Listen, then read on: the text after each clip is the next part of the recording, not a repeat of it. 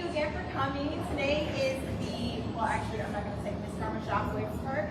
So I just wanted to give a quick intro of Miss Karma Lewis. Miss Karma Lewis has spent the last 30 years working in corporate America while volunteering. After losing her father in 2014, Karma shifted gears to her community work. Today, Karma is president of Flint Neighborhoods United and constituent service representative for Congress, Dan Kilby. Thank you, Miss Karma, for being our host.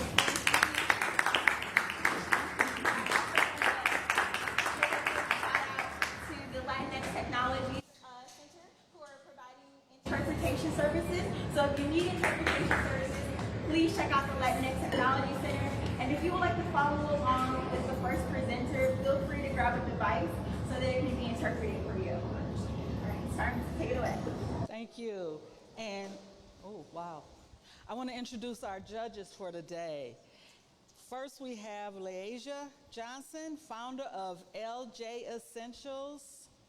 And we have Suzanne Perot, Director of the Small Business Services, MEDC. We also have Warren McClure. He's around here somewhere. I saw him earlier. He's hiding. Okay, we are here. Welcome. Oh, forward, backwards. Okay, thank you. I'm nervous, so I have to hold on to this tissue because my hands are sweaty. Okay, Pitch4k is designed to foster the entrepreneur mindset in Flint and Genesee County, along with creating an inclusive support system to assist individuals in moving their ideas, products, and or business forward. The criteria to participate: you must be 18 or over, reside in Flint or Genesee County. You must accept mentoring before and after the competition. For those operating businesses, they must have less than 1 year of operations. Today is the 5th anniversary of Pitch4k. This is the second of 3 competitions this year. We want to thank CS Mod Foundation for their support of the competition.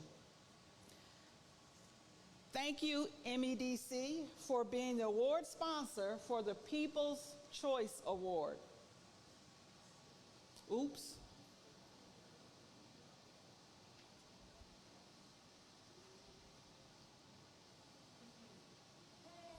I'm lost already. Thank you. The finalists presenting were selected out of 20 plus submissions. As part of their preparation, the finalists participated in a pitch clinic facilitated by the University of Michigan's Office of Research and Economic Development and were paired with a mentor to assist in their pitch presentation.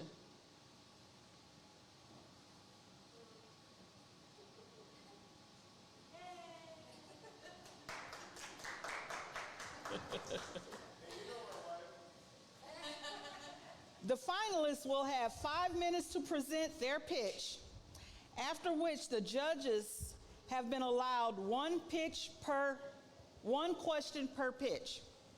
The finalists will have 60 seconds to answer. I'm going to repeat that. The finalists will have 5 minutes to present their pitch, after which the judges have allowed one question per pitch. The finalists will have 60 seconds to answer. The judges will then deliberate and select the winners first through third. The audience will vote and determine the People's Choice Award. The People's Choice Award will be $1,000. Third place, $1,000. Second place, $2,500. First place, $5,000. Ooh.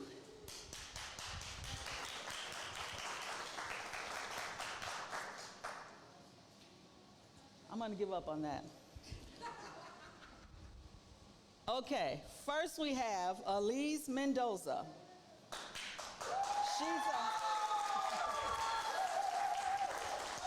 Elise is a Venezuelan entrepreneur who found her passion in Michigan, right here in the U.S.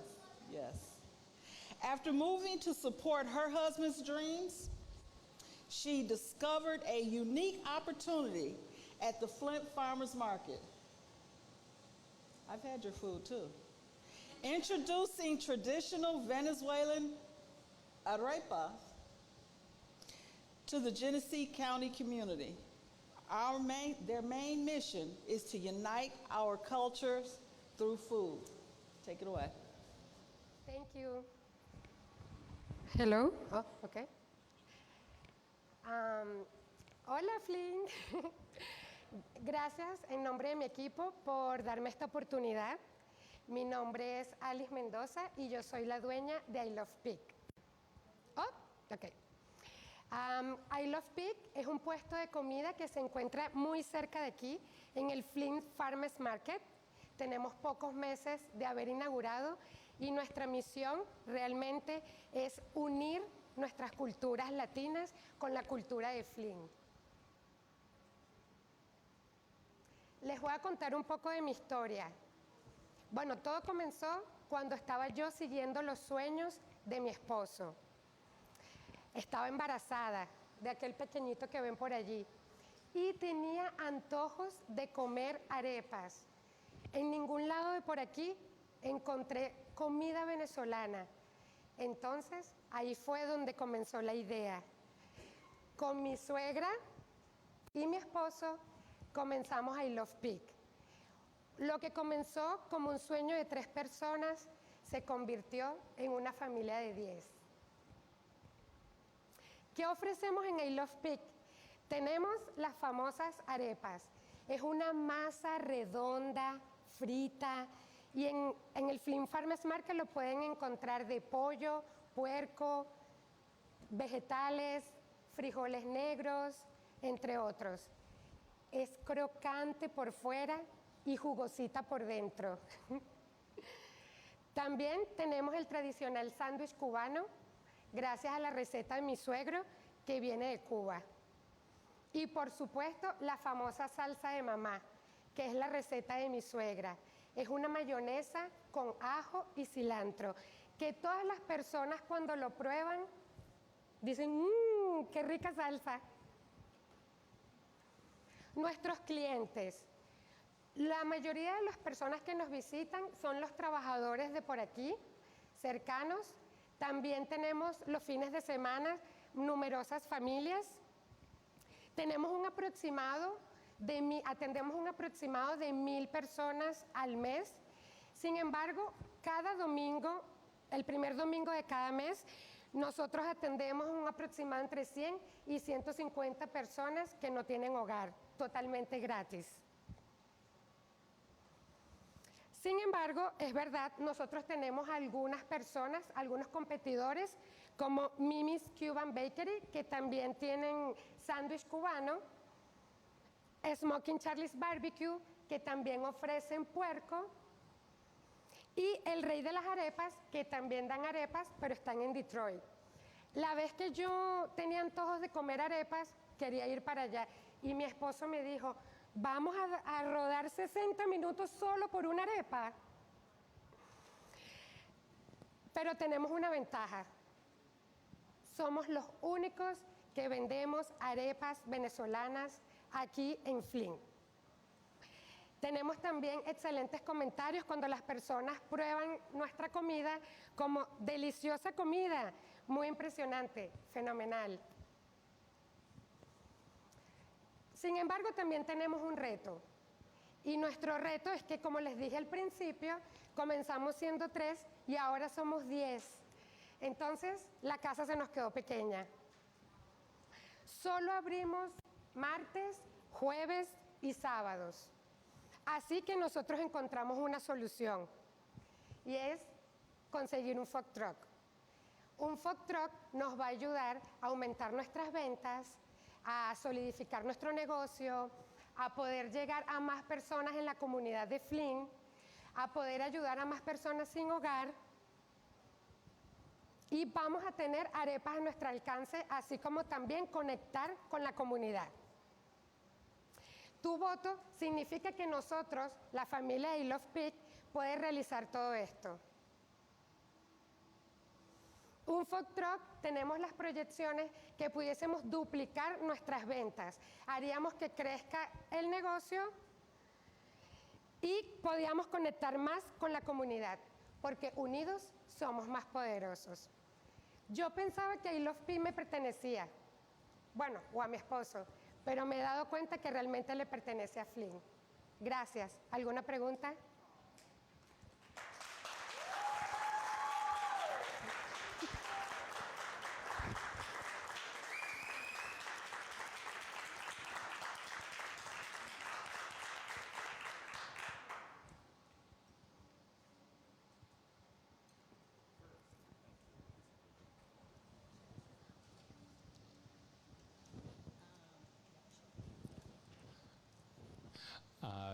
First, thank you for the presentation. Secondly, can you tell us more about the marketing strategy, specifics on it?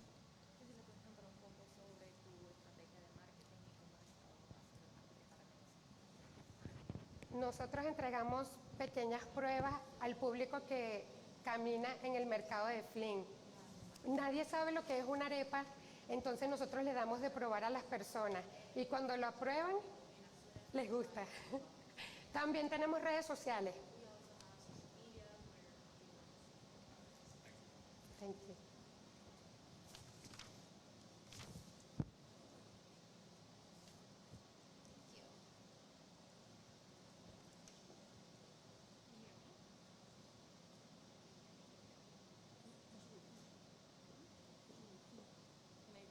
Yes. So basically she said that they have marketing, but they also give free testing at the farmers market. So a lot of people don't know what an arepa is and they're scared to try it. So a lot of them are like, hey, can I just try it? They have free examples from everyone for them to try before they actually purchase. Right. And this was And this is Thank you. Thank you.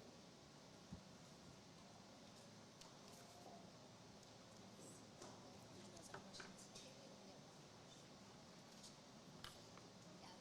I think we only get one question, correct? One question only? One per person. I'm rushing us. Okay. Can you talk a little bit more about your financials? And you talked a little bit about with the food truck, you'll be able to serve 2,000 guests. What is the average sale per guest?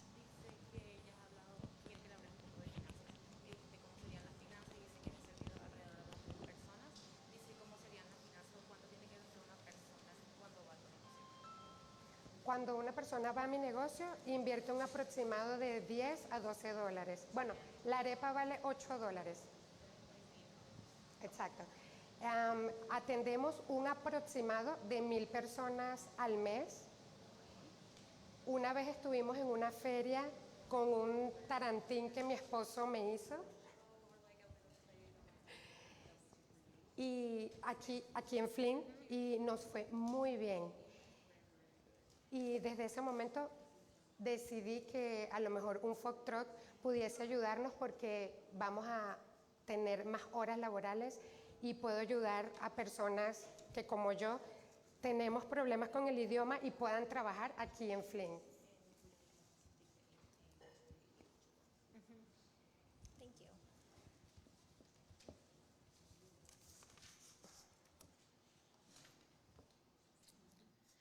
I thought the presentation was lovely, number one. I thought it was very engaging. The visuals were amazing. I love the way that you clearly have an engaged audience. I want to know more about what your organizational structure looks like for your business. What does the current operational structure look like? You mentioned in the beginning it was just kind of more family owned and operated, you and your husband, and I believe you said your mother-in-law. But what does the structure of the business currently look like to be able to support the addition of a food truck? Dice que quiere saber cómo es la estructura del negocio. Dice que al principio empezaste contigo, tu esposo y tu suegra. Dice que ahora que son 10 personas, nada, ¿cómo es la estructura? ¿Cómo es que funcionan? ¿Cómo es que hacen el negocio? Ok, ahora en el mostrador estamos 3 personas, la persona que vende, la persona que empaqueta y la persona que rellena las arepas. Mientras en la cocina tenemos 3 personas más que hacen las arepas en el momento porque son frescas, las tengo que hacer el mismo día. Exacto. Y también tengo a unas personas que me ayudan con las cosas de Instagram, la publicidad y la compra de los insumos que yo necesito. Sí tenemos pero para ellos es como un part-time porque solo estamos 3 días. Si tuviésemos oportunidad de tener un food truck, pudiese estar en cada esquina de Flint otros días aparte de los que estamos en el mercado. Thank you. Anything else? Thank you. Thank you. Thank you, Elise. Great job. Next, we have Kevin Ware. Kevin, an author, editor, and visionary behind the Miters. He calls Michigan home. He channels his fervor for storytelling into diverse projects, collaborating with numerous creatives.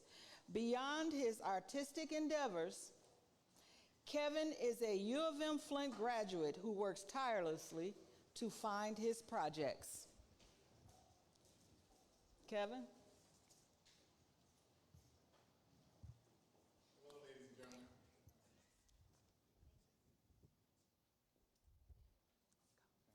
You're welcome. Hello, ladies and gentlemen in the lovely panel. My name is Kevin Ware, and I created the Miters. How do you talk about serious topics and make people pay attention? Storytelling and art, a tried and true method that has worked since the beginning of time. My comic strives to narrate quality stories featuring 100% POC leads to authentically portray a diverse spectrum of lived experiences that reflect the beauty of our ever-changing world. Now, the only reason why I created the Miters is because Michael B. Jordan was rumored to be cast as Superman. And as you can see, there are a lot of mean comments floating around on the internet. But one comment stuck out. Stop stealing our heroes, be original, create your own. So thinking about that, I was like, how many heroes do we actually have? And I realized there is more content than there ever has been today, but there's still a struggle to find content and characters that represent people of color and their communities of today. What started out as a spiteful storytelling project turned into an opportunity to put the medicine in the cheese by giving a dose of reality through a medium that can be captivating and fun. I wanted to express that life is not fair. Everyone has a story to tell because everybody is the protagonist of their own life. And though life has happy moments, are there really any happy endings? Have happy endings? I'm sorry. Have happy endings. I wanted to create a story that people could relate to, but also escape to.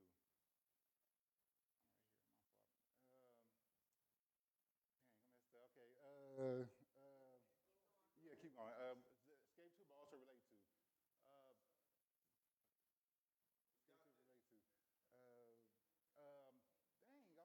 Escape to, but relate to.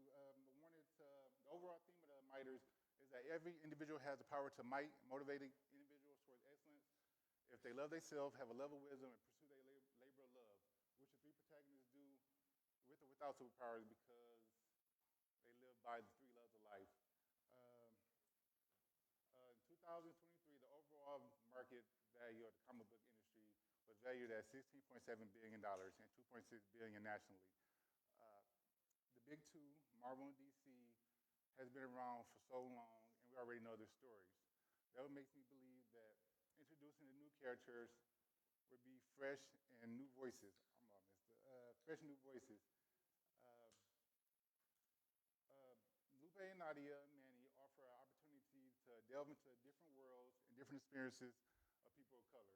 It also gives a voice to people. Uh, oh man, sorry, I missed all the way up. Okay. Um, the miters. The miters is different because even though they're each battling their own struggles, yes, they're united in a purpose to make a difference in the world, whether with their superhero powers or just being regular. Um, with this, I wanted to be more philosophical. I wanted to dig deep in, so everything in here is thought-provoking, make you really think about what's going on. So it's just not regular content that the happy, happy, go, yay, yay stuff. It's more of a and look at life in different perspectives. Different perspective. You can keep going. Okay, out of that $2.6 billion national pie, I was able to get a crumb from the crust, making a whopping making $5,491, profiting a whopping $781. Yay me! But as you can see, this costs. I have to pay the comic book script writer Gustavo $150 to turn my writings into comic script. I had to pay Hudson $70 per page to turn it to illustration, and then it goes to Antonio, who colors everything for $65 a page. Then it's a flat fee to be there at $30, which equals out to $3,720 altogether. I have to sell 482 comics at $10 a piece to break even. For this year coming up is social media for one. I plan to mix reality with fiction when I start posting again on Facebook, Instagram, and TikTok. I also plan to network with to collaborate and strengthen the indie comic creation. I plan to sell my books on Tapas, Webtoon, Global Comics, the website, and also Amazon Books. I also plan to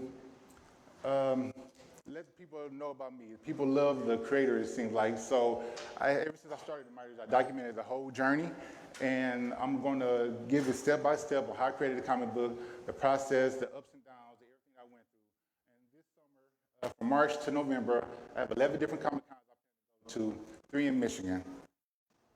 With the $5,000, I plan to purchase trade show booth display. I also plan to buy barcodes for the next coming issues.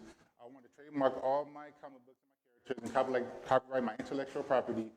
And most important, I would put all the money into marketing and ads. I don't know what I'm doing that way. I gained 1,000 followers at first by just posting what I was doing in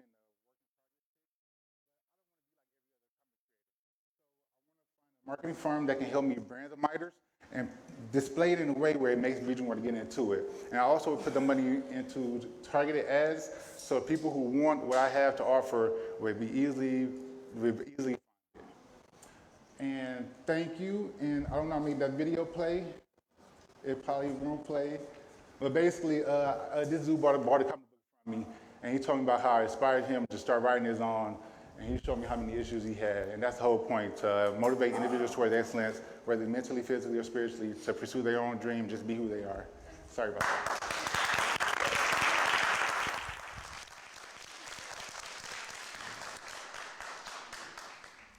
Questions from the judges?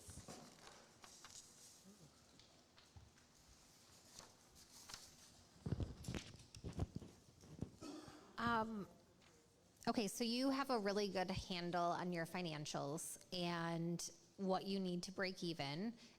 You kind of showed us what it looked like in 2022. I'm sure you kind of are getting a handle on 2023. What are your projections? You're going to 11 Comic-Cons, I think you said, this year. Are you bringing your physical copies there to sell? What do you think you're going to do for 2023? The physical projection, I don't really know. It depends on how well it goes on social media, to be perfectly honest with you. If it catch a flame, I could easily make 20,000 or 30,000 in a year, or maybe 40,000. It's all about how it is marketed and branded. But I will be taking comic books with me, the first 2 issues, and then I'll be taking T-shirts. Like I have in the issues, I have the characters wear like particular T-shirts that I make, and then wearing those, I'm gonna take those T-shirts along with me to the Comic-Con to sell those. But the projected numbers, I don't know at all. The first year, I just did it for fun. It was just an opportunity to try something new, and it was like a dopamine hit every time I accomplish one of my objectives.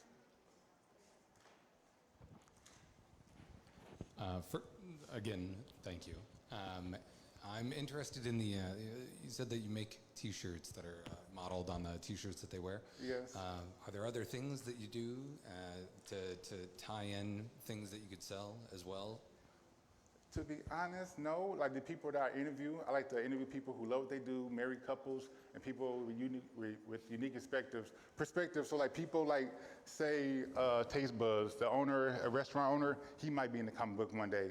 But besides that, no, just the T-shirts and the characters.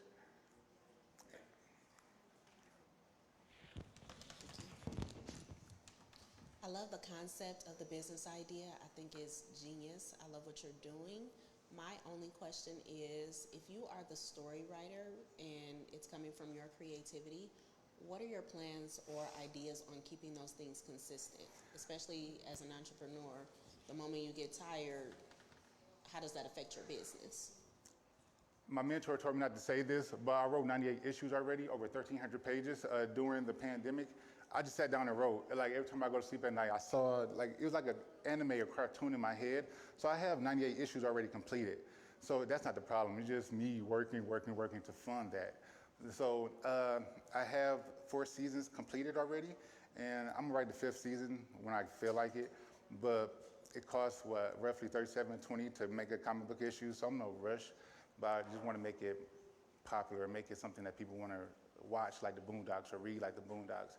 But no, I have issues written out for years. I mean, I have issues written out. Thank you. And sorry, y'all, about stuttering. Once I messed up, it just threw my whole trajectory off. But hey, y'all have a good day. Hello, how you doing? Next, we have Mama Soul. She's a Flint native, artist, motivational speaker, mentor, single mother, and 2-time cancer survivor. Mama Soul has made motivating and assisting people her life's work, encouraging visions of possibility, wholeness, and healing. She is dedicated to providing Flint a space that will inspire people to lead healthy lives, nourishing the body inside and out. Mama Soul.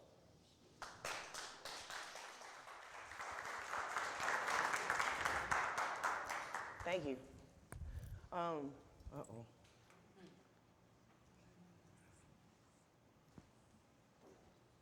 Okay. Again, my name is Soul, and I'm here presenting for the Soul section where better begins. Basically, the problem that the Soul section is going to address is the fact that there is no vegan restaurant in Flint, Michigan, period. There's nowhere where we can have plant-based food or a full juice bar consistently every day. Everything in Flint pretty much offers the opposite. Greasy, fatty foods, a lot of things that are counterproductive to our health. I know it's cool to go out and have those things, but we have vegan street food that actually tastes good. And so we don't want to contribute to the health issues that are already taking place due to the water crisis. Heart disease, cancer, and stroke are pretty much the leading causes of death in Genesee County. 22% of people in Flint have already been told that they have high blood pressure by a doctor or some sort of pharmaceutical professional. Also, our community, pretty much it lowers our life expectancy rate by what we have offered in the food market right now. Furthermore, we're ready to move past the water crisis, you know? And part of moving past that water crisis, we have to take care of our children. We have to give our children healthy alternatives than McDonald's or some of the fast food options that we have out here. It's proven to mitigate this is through healthy food and nutrients-dense, locally grown produce, okay? And so the Soul section is basically a space that is dedicated to healing in every facet, from food to music to entertainment to lectures to oils, incense, to me being a certified medicine maker and herbalist.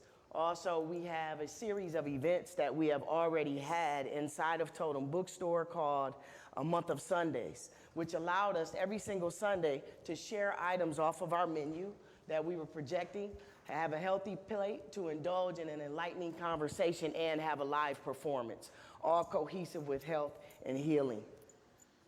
We also were able to, with the success of this Month of Sundays events, we were able to seal Totem Bookstore as a location to take over the cafe in there. So every Sunday we would host this event, and after the second Sunday, we were sold out for the entire month. And so 80% of the attendees were not vegan. They were just people that were seeking a healthy alternative. I'm a 2-time cancer survivor, and so this is just a unique opportunity for us to scale our pop-up series into a full-time cafe for the city of Flint. Also giving them an opportunity to come in and we can focus on more programming, bringing in more lectures, chefs, vegan chefs, sharing menus and ways to heal through food, entertainment, focused on mental health, physical, and spiritual health. This is pretty much our menu, what we'll offer. And so out of the 6 sold-out events that we had, we were able to generate a profit of $15,000. And we just took care of everybody that was involved, the panelists. It resulted in a $6,000 profit. These events, like I said, we reached more people that were non-vegan than vegan, which was a great thing, and we look for it every week. How many people here are vegan? Majority of the people that attended were not vegan, but they see me every day and know that I heal from cancer twice and attest my healing to my diet. And Flint was the community that supported me through my last healing in 2019. And being a holistic healer, I knew that I had to give Flint a space where they could come and ask those questions and experience the food and the drinks and the beverages that I was able to use for my own healing. So with this permanent location, we'll be able to hold more of those regular events and have the food available. And we'll also be doing a festival on the green space of Totem Books every summer. Our cafe revenue model, as you can see, we've been working with the Flint Social Club for some time now. This has been a vision of mine since I was in the hospital in 2019. I was like, I have to provide Flint a space to heal, because after this healing, where do I go to eat besides cooking, right? And so with $500 a day, 312 days, we'll gross $156,000. Net income will be about $21,800. Special events and revenue, we have not been able to calculate that because we've only had those 6 sold out events. But we did develop an email list already of people that are waiting. They're constantly on us like, when are you open, when are you open, of over 350 people. Right now, there is no competition for us in Flint. There is no vegan restaurant in Flint, Michigan, period. I have to drive to Ann Arbor or Dearborn or somewhere just to eat. You know, we have options, but Impossible Burgers are not a healthy vegan option. Our marketing growth right now, I have over 50,000 followers on social media. I've worked with Dr. Mona with RX Kids, with the Detroit Pistons. I've been in every school in Flint propagating health and holistic healing through food and education. And yeah, the soul section where better begins. Okay. Good thing. Thank you. Questions?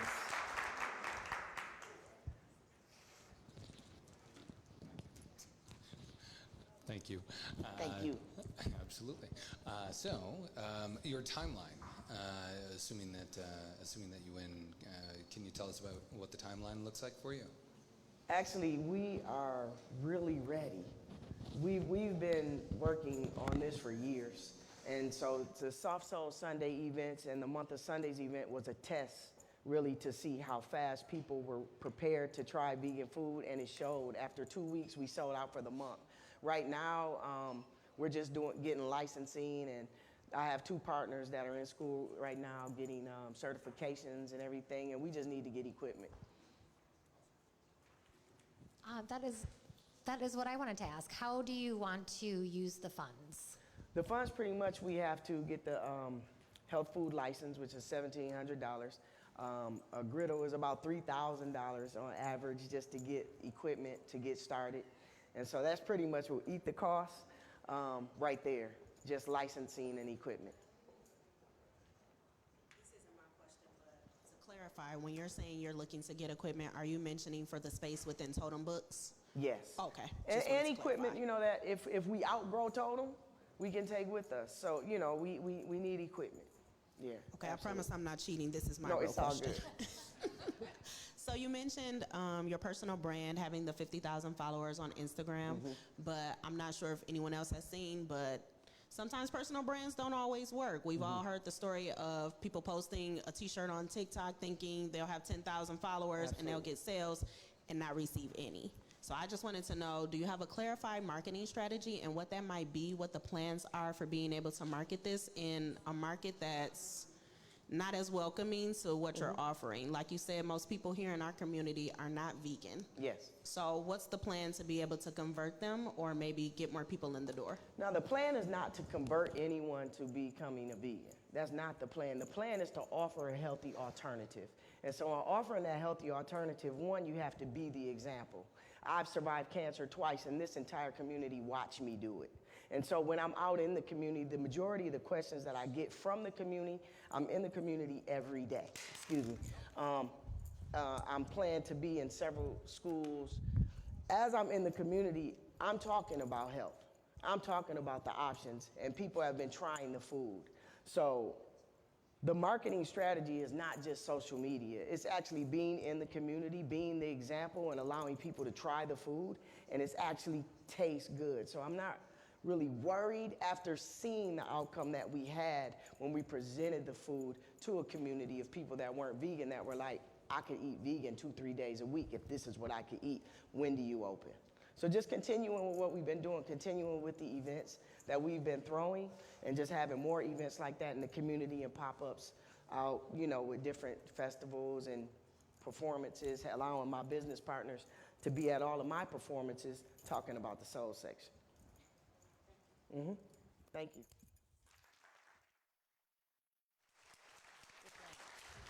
Good job. Next, we have Dante Lott. Dante and Dorian Henderson of Solidified Clothing Company, LLC, are deeply passionate about their mission to provide unique, sustainable, and creative design fashion choices to their customers.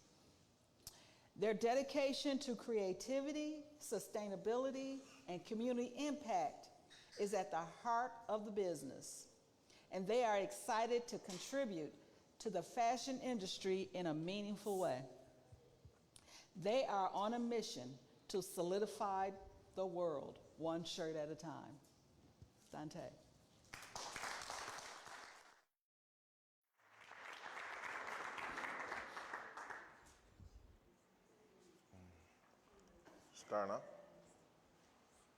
Starting off? Okay. Good afternoon. My name is Dante Lott, founder of Solidified Clothing with my partner Dorian Henderson. And we're a fashion design and clothing company, community mentors. We empower the community. We do a lot of stuff in the community. We sell a lot of hoodies, t-shirts, crew neck sweatshirts, dad hats, beanie hats, even scarves, polo shirts. We got all different designs, camo, tie-dye, all different color patterns, and we can match any shoe you have. So we try to be, competitive with everybody else, but we try to stand out and give everybody a better choice than everybody else got. Why Solidify? Solidify, we solidify in the community spirit. We do Thanksgiving dinners, we do Halloween giveaways.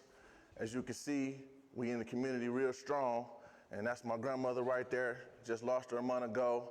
She was one of my biggest supporters, so to have her in my shirt, so we go from babies to all the way up to grandparents. So we got clothes for all ages, and that's what we gonna do. We put on for the city. If you see right here, we was at the Gus Macker and won a gold trophy. You know what I'm saying? We at the breast cancer walk, we had a group of ladies who sponsored them. My man Paul Vance, my elementary homie, big attorney downtown at the Crown races, and we sponsored the staff at the Pro-Am this summer for the JaVale McGee Pro-Am basketball thing. We solidified with Flint hoops. That's Flint Hamity right there, Flint Beecher, And we even down in Atlanta with an AAU team by a Flint coach and a Westland basketball team in Westland, Michigan. So we get with the hoops and we solidify the whole team, try to get some promotion, and we make it happen for the teams. Current objective and growth strategies. We're looking to sign a distribution deal with big dogs like Nike, Reebok, Adidas, and have a partnership with them, finding a manufacturer for top quality materials, maintaining affordable prices. Our shirts start off at $30, hoodies start off at $50, hats start off at $30, and we got you can have an option to do stitching as well. We make affordable prices, and we have top quality blanks. We shop with top quality blank companies, Bella Canvas, J America, Portland Company, so it don't fade, don't shrink. And we buy the bulks in profit, in bulk, buy the bulks in so we can make our profit margins even better for worldwide online orders. We're not trying to be just a Flint company, we're trying to be a worldwide company. Current financial needs, when we win this first prize today, we want to make marketing. That's being digital advertising. We want to have more ads on social media. We want to have more physical flyers and posters to put all around town, and we got to go all around other states because we go to sneaker conventions and market at those type of events too, and vendor events all around. So we trying to get worldwide. And then we got a brand ambassador deal on the floor with a popular comedian. This comedian is around Floyd Mayweather, he around Shaq, he around Iverson, he around Mike Epps, he around all the big dogs. So we got a brand ambassador deal on the floor. We're trying to get with him so we can go to the next level and be known all around the world. And we're trying to get our equipment for this. When we win this first prize, get equipment so we can cut out the mall. We spend a lot of money at the mall. We want to be self-sufficient, make our own stuff so we ain't got to depend on nobody else. So that's what we're trying to, when we win this money today, that's what we're going to spend it on. So this is how you support Solidify. Facebook, Instagram, our website, email, phone number. Thank you for shopping. Thank you for coming out today. I appreciate y'all. If you didn't know what Solidify means, it's for those who are solid, established, and have been stamped officially. For the people who don't break, bend, or fold, for the bosses have nothing to prove because what's spoken ain't never got to be said. So that's Solidified. I appreciate y'all. Thank you. Enjoy y'all day.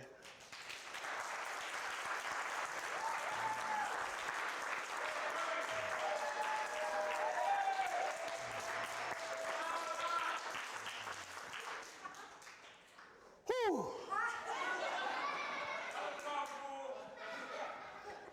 Any questions?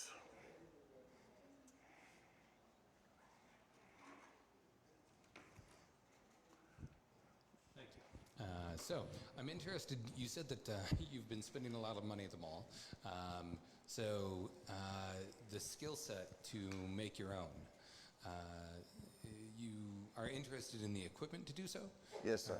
But your thoughts on the skill set of screen printing or heat press vinyl? What's the route?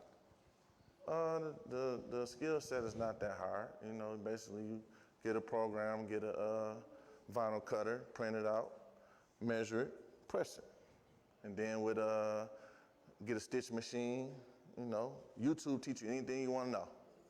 So get on YouTube, go on there, and I go and know a lot of other people in the fashion industry that's willing to help me. But now it's time to get our own equipment and quit being self-sufficient and quit spending all the money at the mall. And you know, like right now, the mall is closed for a 100-time water break. So now they holding us up. So now I can't be stagnant by that, you know. So we want to cut out the mall, make our own stuff, be on our own time, and be self-sufficient. No problem. Thank you.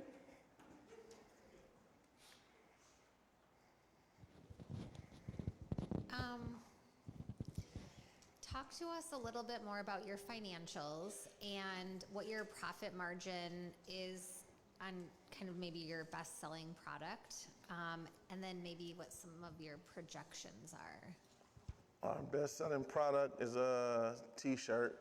So a T-shirt right now takes about $10 to make. We make $20 profit. A hoodie, we're looking at about $15 to $20 a piece. make a $30 profit.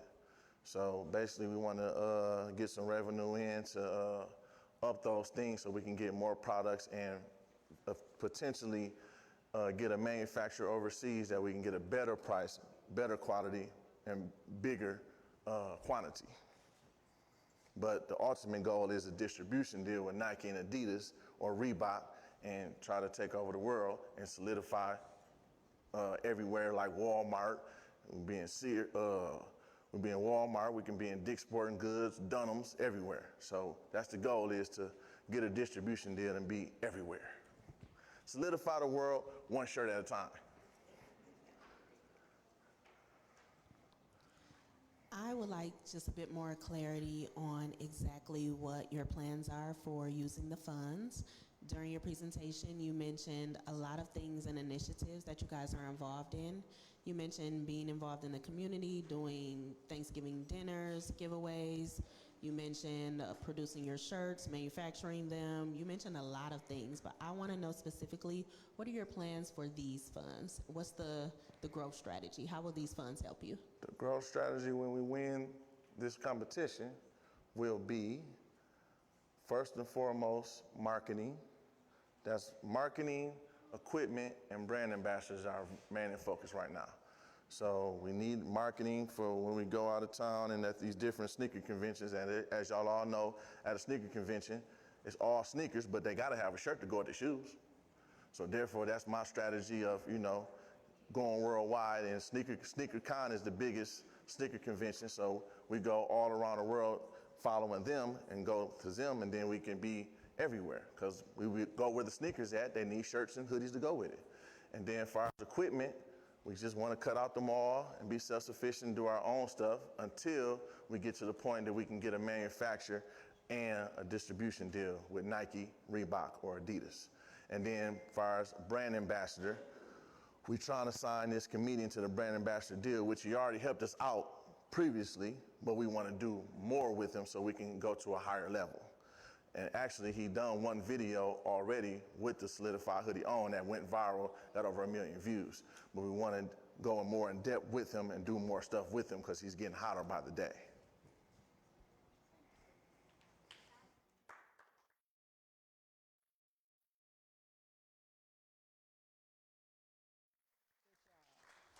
Great job.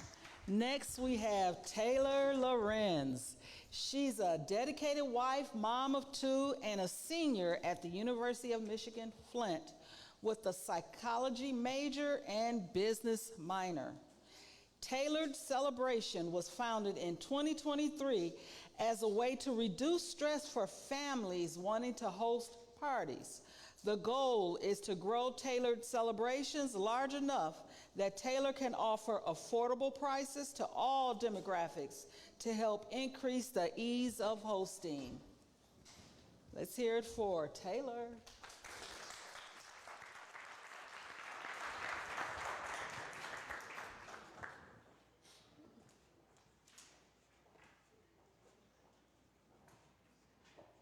Okay, so hi everyone, my name's Taylor. I am a senior at U of M Flint. I study psychology and business.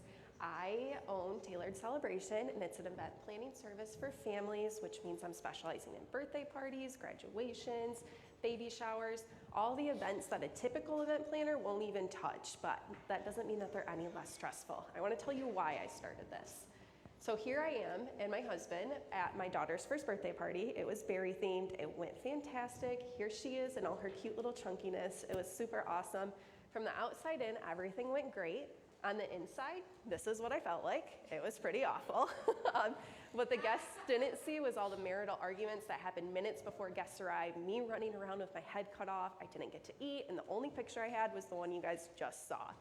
And I thought maybe it was just me. Maybe I'm the only one that's stressed about parties. Who knew? But I sent out a market research survey to people to find out if I was the only one.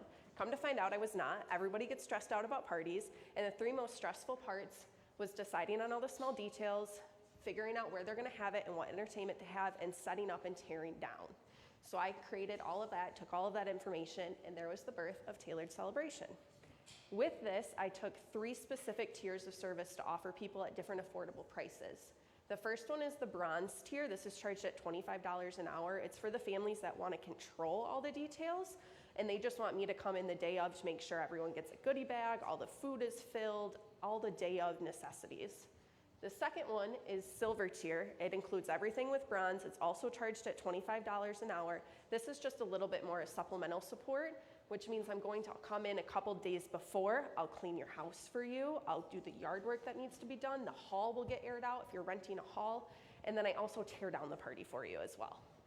Now, the last one is for the hosts that want all of the credit and do none of the hard work at all whatsoever. That's where I come in. You tell me what theme you want, and I plan everything down to a T to exactly what you want. You just show up day of and reap all the benefits. This, to make it most affordable for people, is charged at 25% of final invoice pricing, which I'll get into a little bit with the revenue section here. So competition, who else is doing exactly what I'm doing? And right now there's nobody, but I do have a couple close competitors. I have My Girly Party and Tea Party Castle, which are Metro Detroit area, and you're gonna see that you get to pick from their already planned out themes. And you're gonna notice right away, there are no masculine themes whatsoever. So Tailored Celebration does it differently because, I'm more customized. So you could come to me saying that you want dinosaurs riding rocket ships, and I will make it happen for you. There is no limits on what theme that you want. I also have no limits on kids. Both of these people charge more than 8, if you have more than 8 children. I won't do that, which makes me a little bit more budget friendly. They're gonna start at an average of $600 to $700 per party. My top end, you want all the credit, do none of the work, that's about $500. Everything else is less than that. So, my market opportunity, I'm in the event planning space, which is a $5.6 billion market size as of 2023, and I'm also bringing business back to Flint local area. So I'm gonna create relationships with vendors, and instead of shopping Amazon, we're going to shop Flint small businesses instead. And who exactly am I marketing to? I'm marketing to middle-class people, households with children. My hosts will be in their mid-20s to mid-50s. I'm geographic location near the Flint area and hopefully extending out after that. And then I will also have male or female hosts, but I'm primarily searching for female hosts with maybe a secondary male. Now revenue, how am I making money? So this is an invoice that I sent out for a gold tier party. I invested all of my money back in, and you're gonna see that all her cost of goods. So we had clothes, sports balls, t-shirts, all of this stuff. I took 25% of all of the goods that I ordered for her party, and that's where I got my $125 charge here. That saves money for my customer because I'm putting in about 10 hours, maybe more of work, and that would get astronomical if I charged $25 an hour. I invest all of my money back in. This is a little outdated. I have about $700 in revenue, 4 different customers, and I'm looking to make annual customers. You hold a party in 2024, I want you to come back and hold a party with me in 2025. So, lastly is marketing and growth. How am I marketing? I have 3 different avenues. I'm going to market specifically at parties. You host me, you're gonna get a yard sign. Sorry about it. But you're gonna have something that says Tailored Celebration, that I'm hosting the party and you are reaping all the benefits from it. I will have Tailored Celebration shirts, so you'll easily be able to pick me out. That's also for the host and for the guests. And I'll have business cards laid out at the party also. Social media is huge. It obviously needs to go under marketing as well. This is, again, a little bit outdated. I have about 200 followers. My engagement is about 1,000 people reached each month, and I'm staying up to date with trends. We're small, but we're growing. And then lastly is local markets. This is gonna be my moneymaker, is going to local markets, reaching out locally to people, putting a face to the name, and making those in-person connections so they can really see me and see what I'm able to help them benefit with. Thank you. Do I have any questions?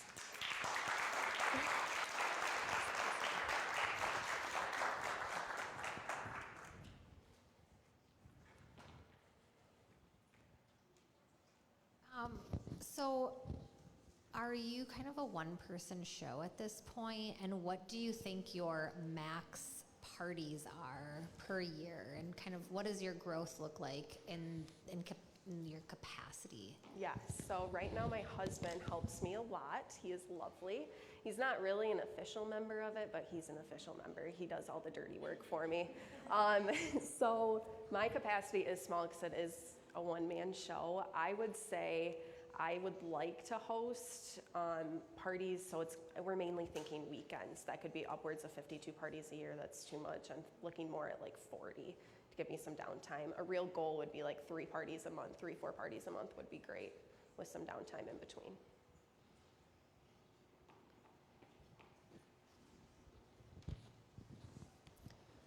As a self-proclaimed lazy girl, this is right up my alley. Good, I'm so glad.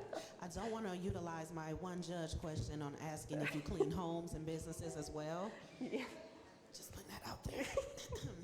But I would like to know, if you were to win the $5,000 prize, what exactly would those funds be utilized for? And I'd ideally like a clear breakdown to say, I'd like to put X amount into marketing, X amount into whatever else. Yeah, absolutely. Marketing is my big focus. It's hard to sell my product over a screen. So I would really be using, I would say 75% of that to get me set up to go to local markets. So paying to get into those markets, getting a set up with a sign and a balloon arch and like things I can take with me to show that I can decorate at a party and just sell in person. The rest of that would be acquiring like high-end or like high sought-after rental items. Like I have a neon happy birthday sign that lights up, and like acquiring those so I can rent them out at a lower price to my customers as well. So those would be my two things I would focus on.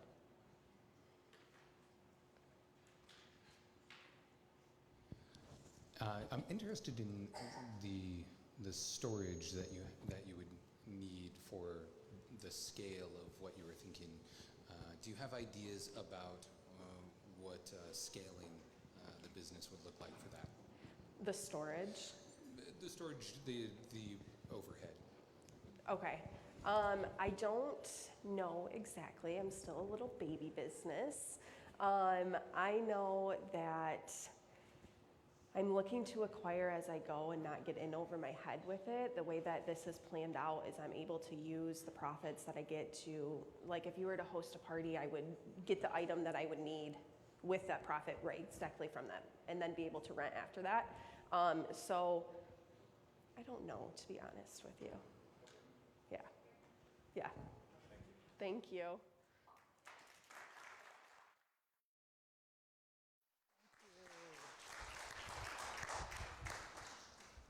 Next, we have Valerie Tolles. Valerie is a 5-time cancer survivor. Sit there. She loves crafting of all kinds and craft earrings, shoes, and glasses. She likes creating her pieces because everywhere she goes, she gets compliments from people who like them and wants to buy what she makes. Hi, my name is Valerie Tolles. I am a 5-time cancer survivor. The name of my business is Val's Creative Design, and I have a support group called Survivors International Support Service. United we stand, divided we fall. Is this way?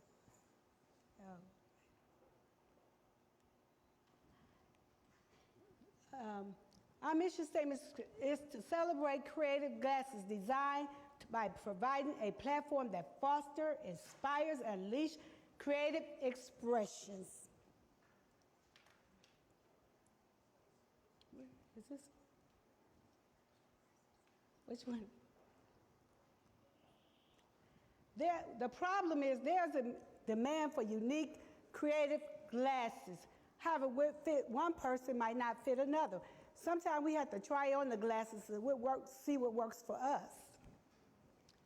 We want to meet the needs of all generations and all walks of life.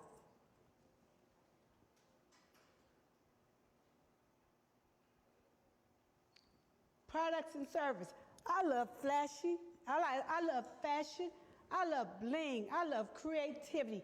I have my own creative style. My creatives are unique, trend-setting, and beautiful. They are mixed with fashion. I love fashion. I love bling. I like to stand out. They call me the bling queen. Oh, this. Okay, thank you. I have more. Okay. Revenue models. We have a range of styles. Some are more conservative. Some people like plain. Some people like flashy. Some people are conservative. They like flashy. So you have to see what meets the needs for you. The range of prices come from $25 to up to $30 and can go up to $130. The more you put into the glasses, the more the glasses cost. The more fashionable the glasses are, that's the more they cost. Boy. Okay, market and growth strategies. There were, okay. Which way we going with this thing?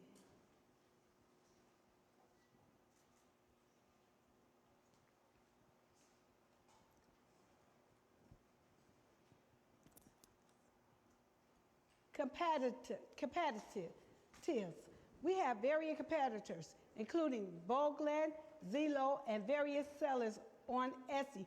The difference between my company and my competitors is that we offer styles based on the person. Our company will provide one of a kind. We offer what fit one person's face might not fit another.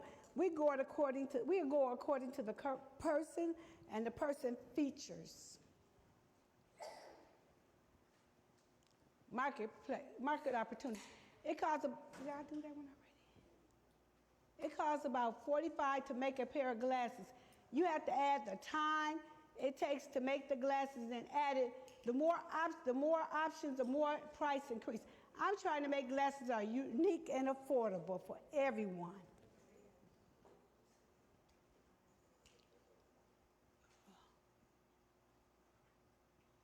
Oh, Jesus. I'm going having a time with this thing.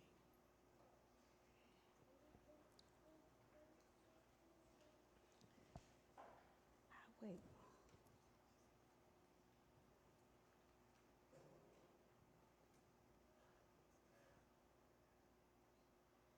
Thank you for your time and attention.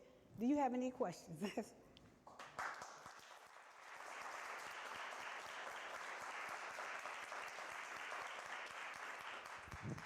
So first, thank you.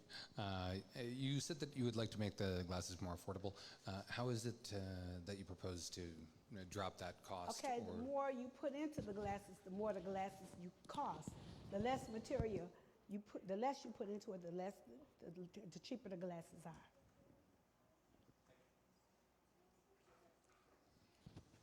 So as you are designing custom glasses for individuals, do you plan to have a showroom, be available by appointment, have people come in, really understand their style so that you can design something custom for them? Tell us a little bit about what that process looks like. Okay, the process, how I started the glasses, I started it as crafts. I wasn't trying to sell the glasses. I wanted some earrings, so I started making my own creative earrings. And everywhere I would go, people say, where you get them earrings from? They bad. I like them earrings. So then I started making bows for shoes. And then people said, you did that? When I would go out, they said, you did that? I said, yes, I did. And then I started doing flowers. I started decorating all kinds of flowers. And then the last thing I started doing was glasses. And when I would go out, I would make the glasses for myself. I wasn't trying to sell them. I was doing crafts to calm me down, for peace. And every time I went out with the glasses, people would stop me. It's not a day that I don't go out the house that people don't come up to me and say, where do you get them glasses from? Where you get them earrings? I like your style. So, and if I was to win the $5,000, what I would do, I would hire an assistant. I would get me the more you put into the glasses, the more you, I started just making glasses. I think last year I made about 25 pair of glasses, and the material came to $500. And in 2024, I would increase to 100. And to make 100 pair of glasses, the material would cost $2,500. The more you put into the glasses, the more the glasses cost. And then I would rent a booth, because they have various booths you can rent at. They have various events, and you can rent booths at different places. For $60, I would rent booths to display my glasses. I'm not sure if you made the accessories you have on today, but I personally love them. My question would just be, what does scalability look like for you? During the presentation, you mentioned that the glasses are essentially handmade and crafted for individuals. So how does that look 5, 10, maybe 15 years from now when you're at a larger scale? What does that look like? Okay, it was something on there about a larger scale. It was in 2023, the accessories was sold. In 2023, it was $1.6 million. In 2030, it's going to be 177 million. And I want a piece of that pie.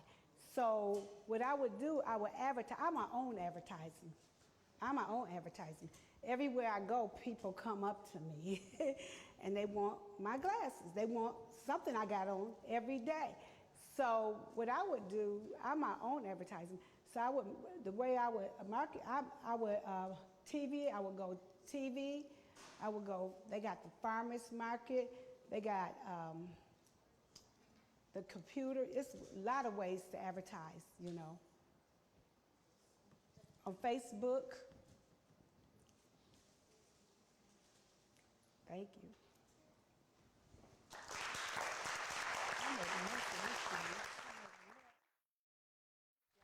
Good job. Okay, guess what time it is now? Okay. You are all welcome to use your smartphones to head to the URL displayed on the screen.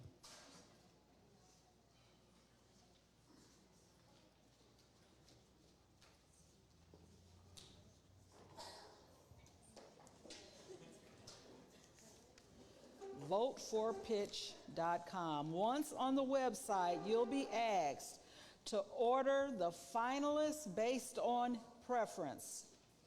Just simply drag and place each person in the order you decide. You have 5 minutes. You go to, go to vote4pitch.com.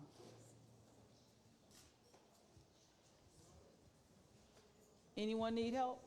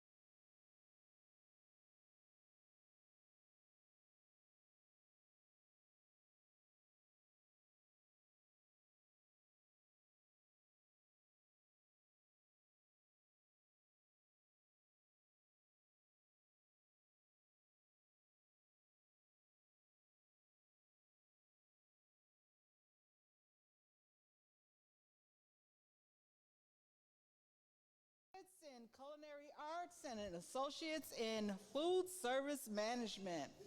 Her dream has been to open a restaurant for as long as she can remember. She is the owner of Cuisines, a restaurant with a different region every day.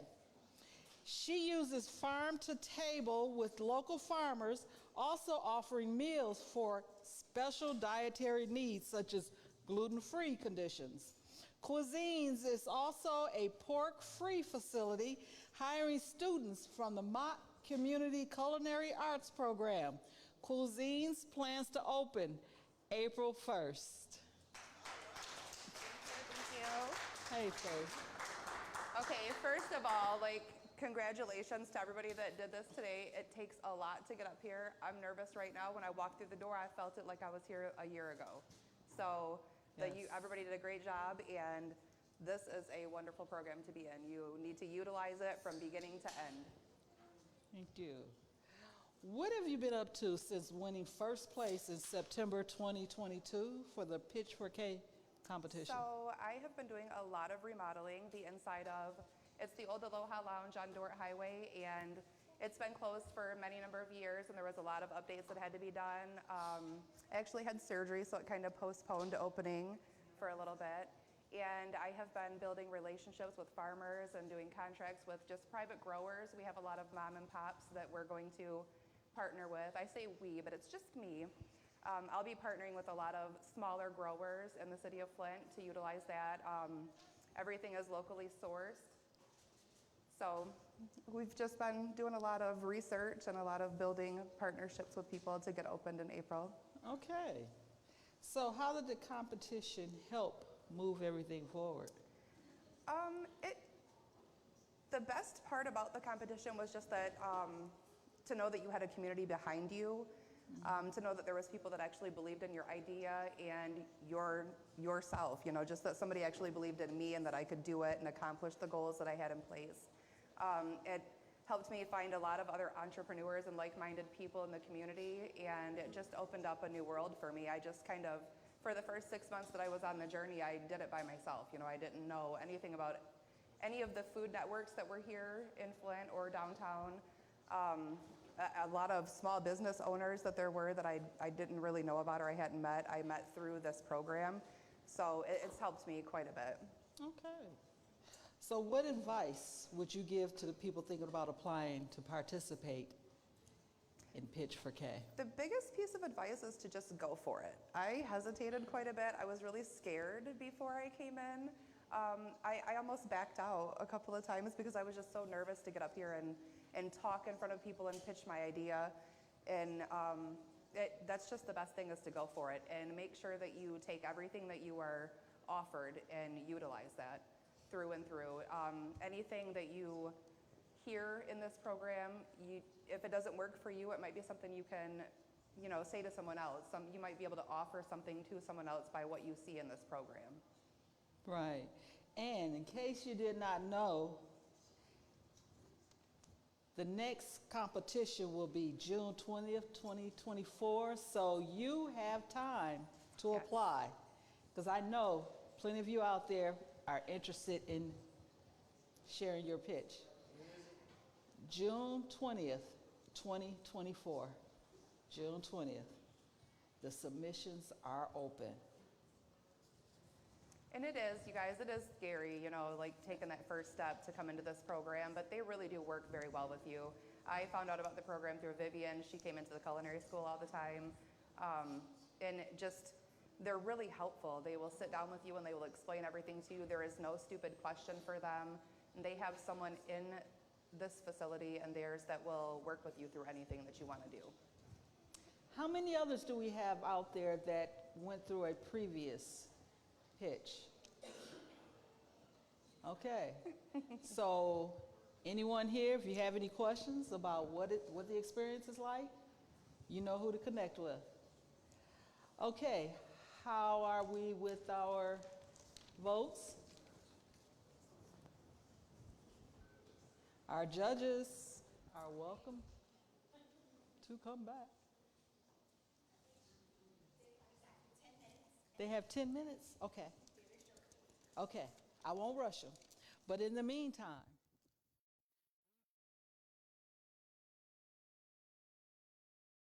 funded by CS Mott Foundation, our People's Choice Award sponsor, MEDC, for technology and media support, 360 Interactive. They're hiding back there in the corner. University of Michigan Office of Research and Economic Development, 100K Ideas. Our judges, LaAsia Johnson, Warren McClure, and Suzanne. Our selection committee, Tracy Joseph, Kim DeHamel, and Daniel Command. Our mentors, Marquetta Hall, Tony Vu, Jonathan Diner, Ellen Burgess, Dorian Jackson, Nikki Kaliopoulos, Katie Hardiman, Project Director and Internal Operations. Thank you. Thank you all.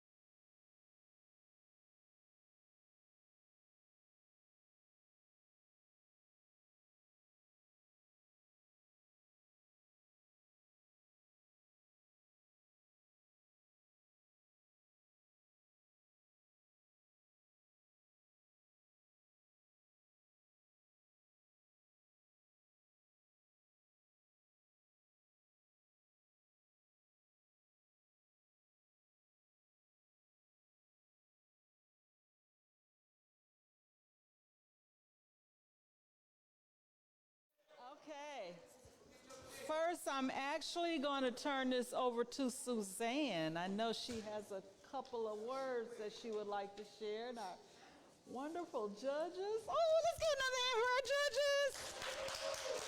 Yes. Okay, so can you hear me okay? How do I sound? Good? Okay. Before I introduce the People's Choice Award, I just wanted to give a quick shout out to the Michigan Economic Development Corporation, who's sponsoring this award. That's where I work. I'm the Director of Small Business Services. We have a ton of resources for early stage companies all the way up to second stage growth programs. I brought a few of our small business flyers and just wanted to kind of give a shout out to some of the resources that are available at the state level for small businesses and folks here in the room today. So thanks again for the opportunity. And we're ready to go here. People's Choice. Okay. Yay. Okay. Introducing $1,000 winner of the People's Choice Award, and it is going to Elise. Come on up here. Congratulations. Congratulations. Yeah. Okay, very good. Okay, so we're gonna move you on over here, and we're handing this off. So third place for Pitch4k is Kevin Ware.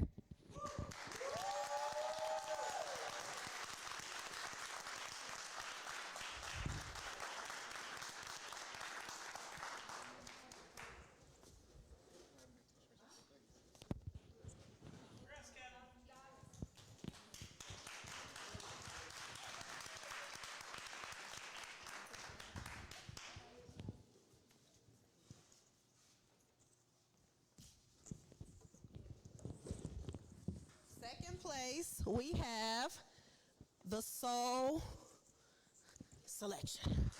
The Soul Section.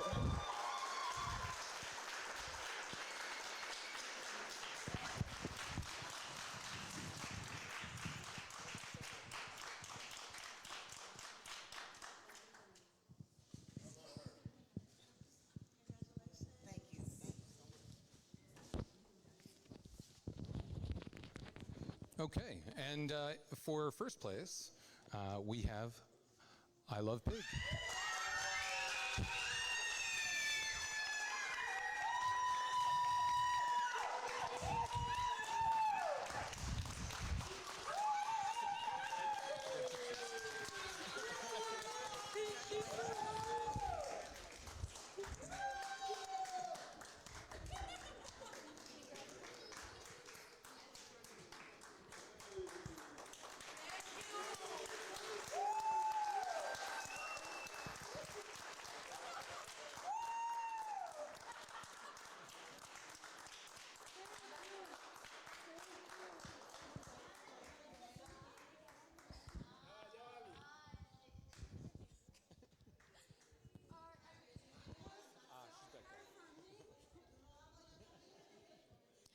You guys all. I have to turn this on. Hello? Oh. How do I make it work? No idea. Oh. Here you go. Yes, she's my mother.